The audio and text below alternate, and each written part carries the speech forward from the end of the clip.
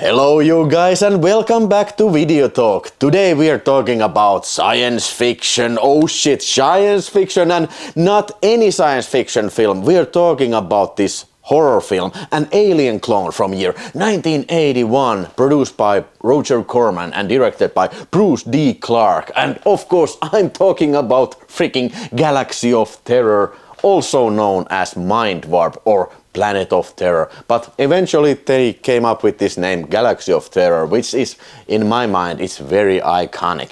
And this is a great time to be talking about this film because I got this from Wow HD. Yeah, it's a Shout Factory, or should I say Scream Factory 4K Ultra HD release of Galaxy of Terror, also including Blu-ray and whatnot.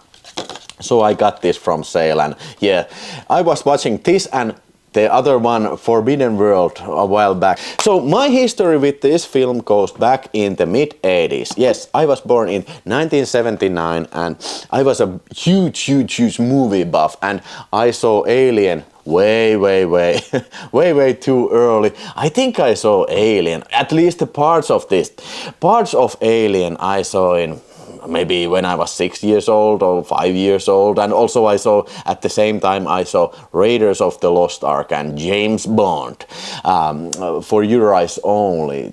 Those are the three films I vividly remember from those days, but I think I saw plenty of other films too, including Luigi Cozzi's Contamination, but that's another story for another day. But here, Galaxy of Terror, this was a film that I didn't fucking see, yes, and I was like fucking, it haunted my life because, yeah, somewhere around mid-80s, I was living in Hervanta with my mom, and the Hervanta is a suburb of this larger city called Tampere. And we used to go like once in a week or once in 2 weeks to town, which means Tampere, and there we were visiting all sorts of shops and whatnot, and we were visiting this Sokos, which was a huge department store there. And yeah, in that store there was a video rental shop, but I really don't recall the name of that place, but I remember that being quite huge, and it had a huge catalog of films,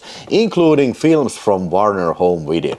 And there I first encountered this, and right from the fucking get-go, this cover, it blew me away as I was a kid, and it still does, yeah.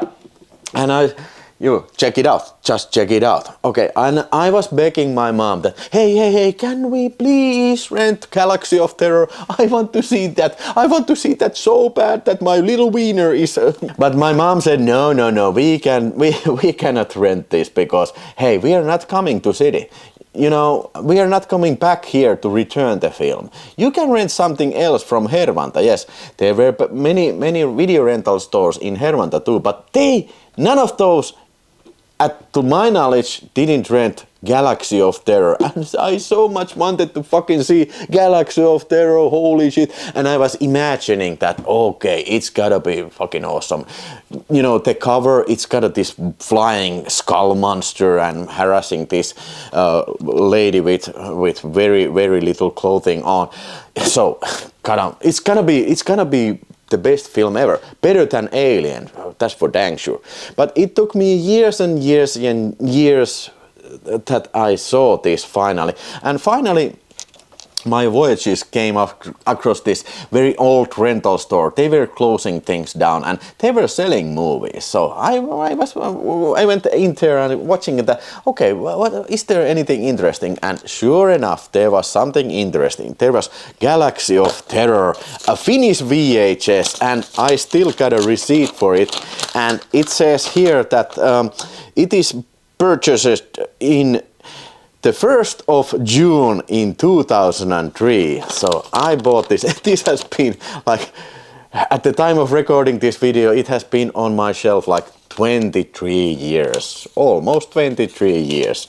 Okay, I bought this, I watched it, and I was like, okay, nothing could match my imagination that I had. My mind has made up that this Mind Warp would be. What kind of a film would that be? Nothing could match it. But I watched it and I liked it very much. But I noticed that this tape was cut. and I was like fucking pissed off about that. Then I got this film from play.com. It was an old UK. It's not anymore. It has long since stopped and it's defunct. But play.com, they were selling cheap DVDs, and I got the UK version from Galaxy of Terror. I don't anymore have that. It had a terrible, you know, like cover page on that film. I watched it and it was uncut version, and I was okay, this is much better, this uncut version. Okay, so what is cut from this? Okay. 3 scenes have been removed from this. First, when the Sid Haig, the character of Sid Haig, the character called Guahood, his death has been shortened. If you have seen the movie, you remember that he has these kind of strange crystals he throws around, and one of these shards of crystals, it enters his arm and like digs in like some sort of parasite. So that scene has been reduced. You don't get to see any of these cool effects. And by the way, the effects were made by, at least some of them were made by none other than James Cameron. We'll be talking about him very soon. That scene is cut, and also the notorious maggot raping a lady, that scene has been cut. Yeah, this film has a scene where this kind of small maggot turns into a huge giant maggot and rapes this lady, played by this baby Taffe O'Connell. It's a fantastic scene, but in this tape you barely get to see. The worm just attacks her and then the scene ends. And finally, the death of Erin Moran's character doesn't show like head explosion. That's a very minor cut, but you get to see some of the gore, but not the head explosion. So from this description you can probably imagine that, yeah, this is a pretty wild film. Okay, the film is about this like a rescue mission that go to this planet Morganthus. And they are like trying to find out what happened to the previous spacecraft that crash landed there. And soon enough they start to realize that nothing, there's something wrong with this planet. And people start to die from left and right. And the film is only like 80 minutes, little over 80 minutes. And it's got some wild action, wild gore, quite impressive special effects for its budget. The budget only was like $2 million, and that's quite expensive for a Roger Corman film. But yeah, for this $2 million, I think they have done a very fantastic job. And this was one of the first jobs James Cameron got as a production assistant. First he was like a production assistant, and then he, you know, leveled up as a production like the designer, they in charge of productions or something like that. The extras in this thing and also in this older Blu-ray, we'll talk about this soon enough, explain how the career of James Cameron began like very much from this film. Yeah, this was a very important film in the James Cameron's career. So it's an Alien clone, but kind of like this fantastic element to it. And after all, if you watch this completely, it's not directly lifting from Alien. I think it has a lot more grander scenes. I don't want to get into the spoilers, but it's you know, it's not about like an alien. It's about like a stronger universal force.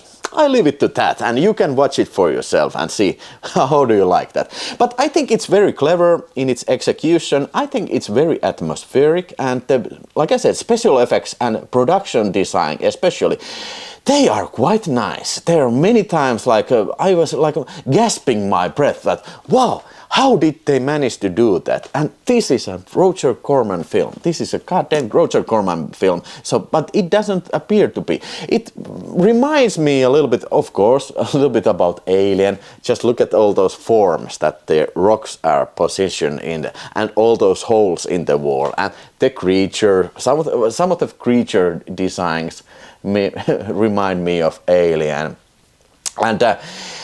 Kind of like there's not two similar monsters, because the monsters in this film, they're not aliens, they come from each person's fears, and that's kind of neat idea and kind of ambitious idea for a film of this caliber.